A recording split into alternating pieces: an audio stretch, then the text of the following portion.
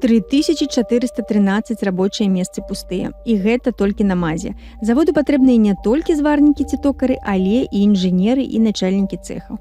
Калісьці гігант савецкай прамысловасці, цяпер выглядае там гіганцкі толькі спіс вакансіяў. Улетку 21 году МАЗ трапіў пад санкцыі ў развязу ў адказ на масавыя рэпрэсіі ў Беларусі, а таксама з прычыны прымусовай пасадкі самалёта РНР. Завод страціў ключавых еўрапейскіх партнёраў.